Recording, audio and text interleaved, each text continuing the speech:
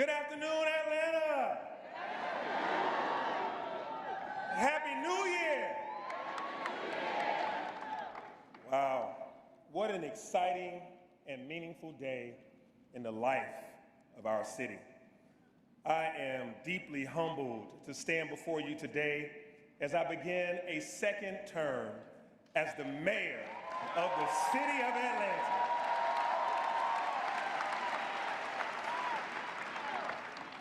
To the people of this great city, thank you. Thank you for placing your trust in me for the past 12 years, 8 years as a citywide city council member, and 4 years as mayor. I would not be here at all without you. And thank you for sending me back to work with more than 85% of the vote in November.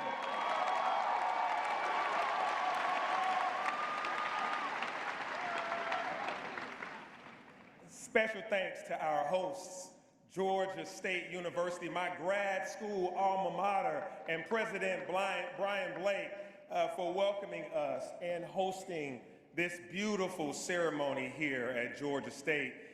Let's give them a round of applause and thank them for allowing us to be here. And yes, it is good to be indoors today.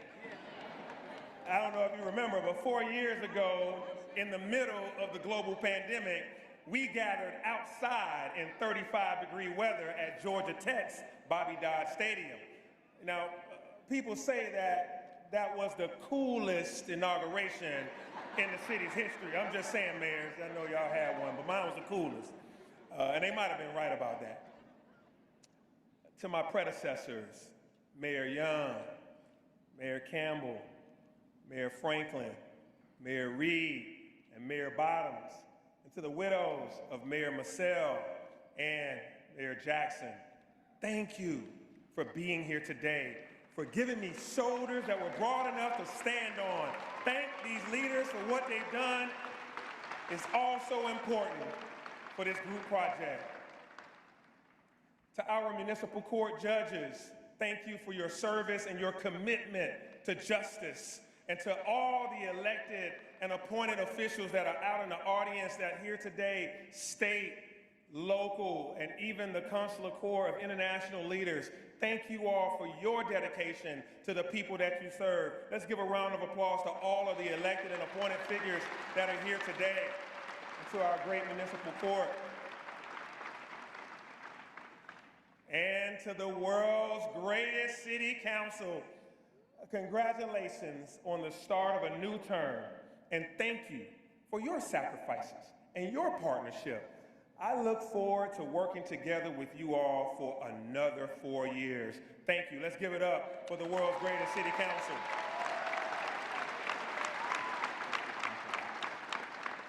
Thank y'all. And to the faith leaders and community leaders, business and labor leaders, educators, and our seniors. Hundreds of seniors are here today. That's right. I love my seniors. They rowdy in Atlanta. We're going to have a senior ball soon, I think. Thank you. Thank you for all that you have done for this city, for Atlanta's group project. To my mother, my sister, and my daughter that are all here with me today, thank you for your unconditional love and support. Thank you.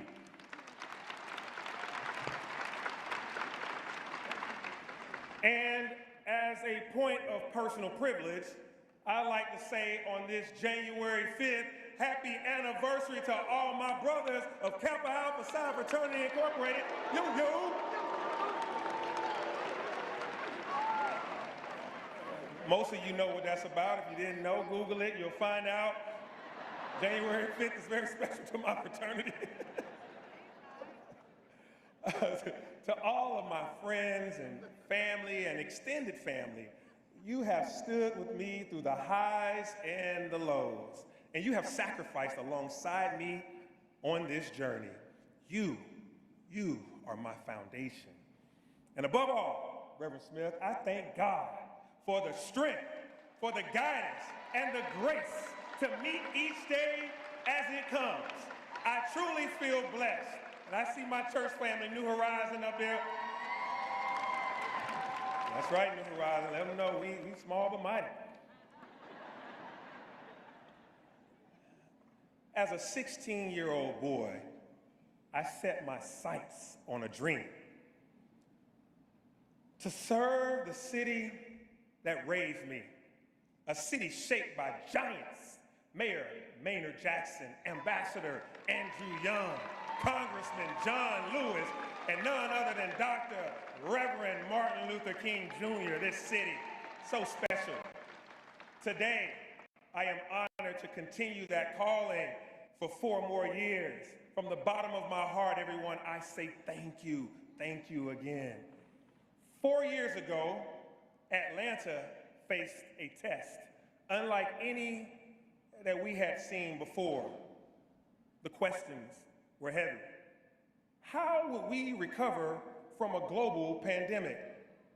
Could we keep our city whole? How would we remove violence from our streets? Could we ensure an affordable place to call home for every Atlantan? How would we care for those struggling to make ends meet? These were not individual questions, they were collective ones, because Atlanta is and always will be a group project. At a moment when the federal government has pulled back from that group project, Atlanta chooses not to retreat. I appreciate the work of our federal congressional delegation, and I want to recognize Senator Warnock, Congresswoman Williams, and McBath for joining us today and joining us each day in the fight.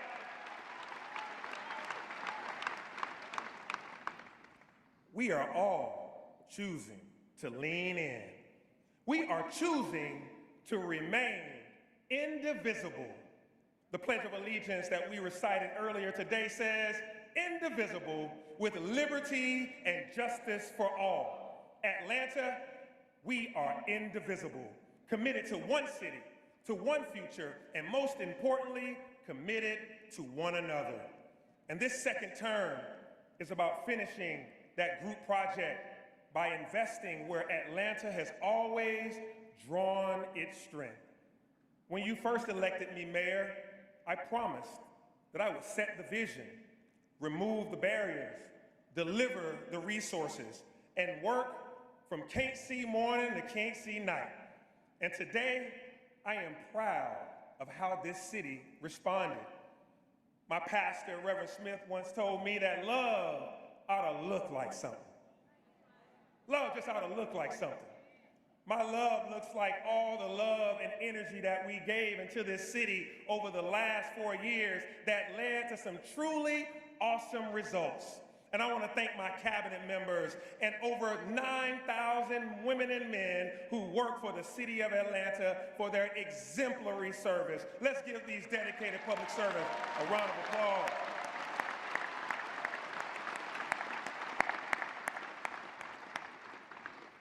Together, with the help of the Atlanta City Council, we have invested in people and neighborhoods at a historic scale.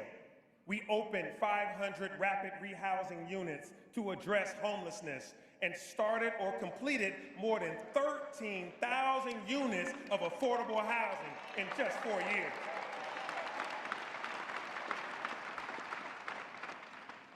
Through our Year of the Youth, we invested over $40 million in young people, from early childhood education and mentorship to after-school programming and college scholarships.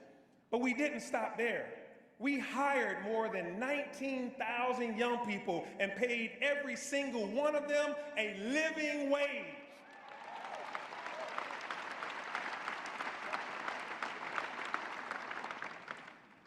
And the results speak clearly. We kept our city whole, successfully fighting off the Buckhead City movement. Because of our collective efforts, Atlanta remains one city with one bright future. We strengthened public safety through smart policing and addressing the root causes of crime. As a result, Atlanta has experienced one of the largest drops in violent crime in the nation for the first time in years. For the first time in years, we finished 2025 with fewer than 100 homicides in the city of Atlanta.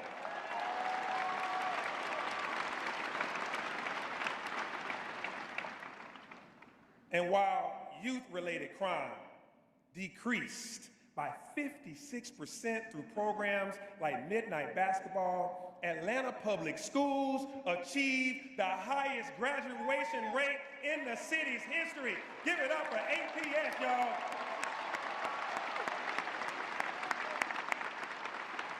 I went to APS, my mama went to APS, my sister went to APS, my daughter went to APS, your council president went to APS, Mays High. Give it up for APS. Love it. We expanded access to parks, expanded the Beltline, and connected the city to the Chattahoochee River, reclaiming public space for public good. We invested in small businesses, reduced food deserts, built the city's first municipal grocery store, created an Atlanta Department of Labor, and raised the city's minimum wage to $17.50 an hour.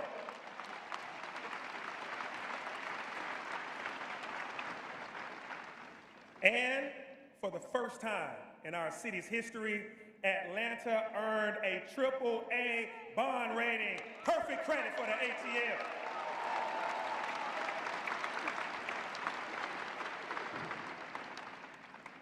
Atlanta has been named the best city in the nation to live, the best city to start a business, the best city to start a career, and the most educated city in America. Across every measure, the Phoenix of Atlanta continues to rise.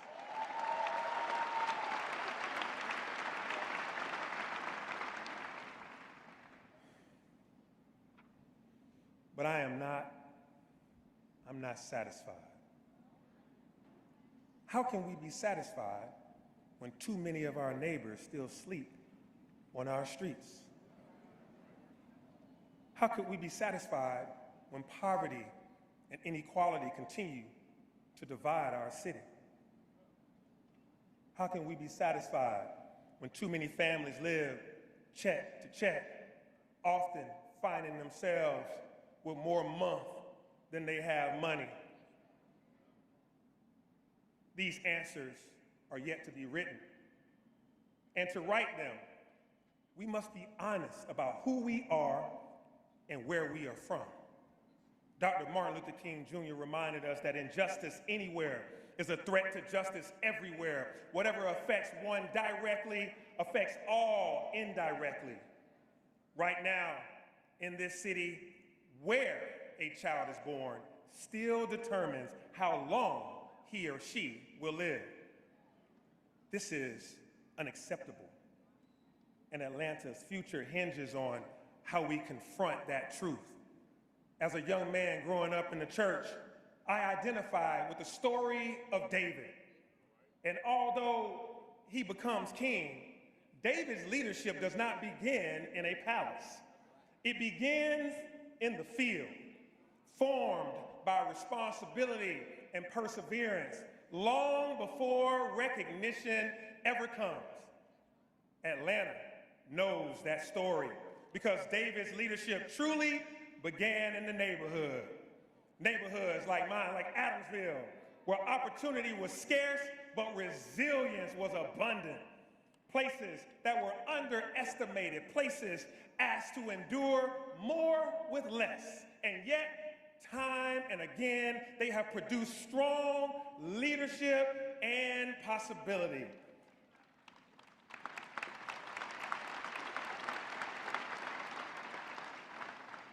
That is why the defining work of this next term is the Neighborhood Reinvestment Initiative, an effort to ensure that every neighborhood in Atlanta is safe, connected, healthy, and whole. Many of our neighborhoods have been underserved and disinvested without access to food, amenities, jobs, and strong educational opportunities. And as a result, some of them are mostly impacted by violence. Poverty and inequality are our persistent enemies. They are Atlanta's Goliath. And as we all remember from Sunday school, when David faced Goliath, he didn't bring an army, he brought 5 smooth stones. Atlanta's 5 stones in this fight are affordable housing, investing in neighborhoods, opportunities for our youth, keeping residents and visitors safe, and all while prioritizing ethics, financial stewardship, and good government. Those are our 5 stones.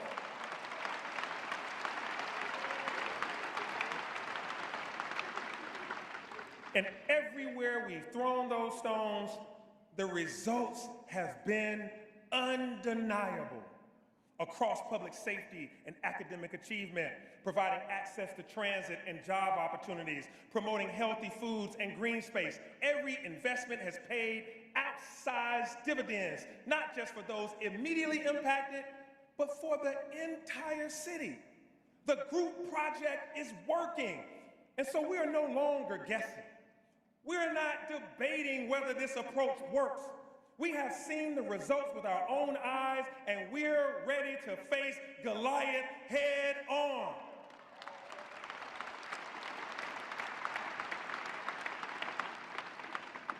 Which brings us back to the biblical story.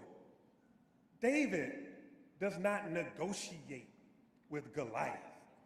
He does not manage him. He does not accept him as inevitable. He defeats him. And like David, Atlanta has never backed down from hard work.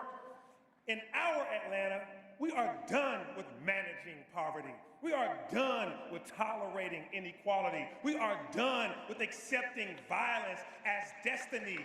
These forces are not permanent, they are not unbeatable, and they do not get the final word.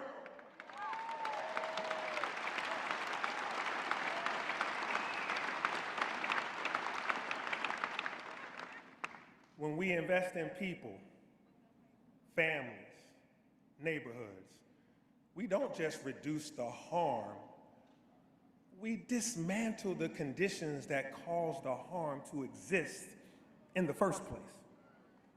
This is how Atlanta defeats its giants. That is how the group project will continue to deliver.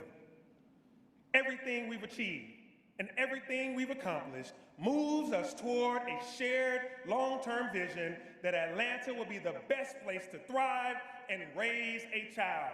That is not just a slogan, it is our promise. Every investment in youth, safety, and neighborhoods is a step towards a city where every child has opportunity, every family can prosper, and every community is whole. And together, as one indivisible community, we will close the book on a tale of 2 cities and build a brighter future for all Atlanta. Let's continue to move Atlanta forward together. God bless you. God bless this city. Now let's get to work, Atlanta. Ladies and gentlemen, the 61st mayor of the city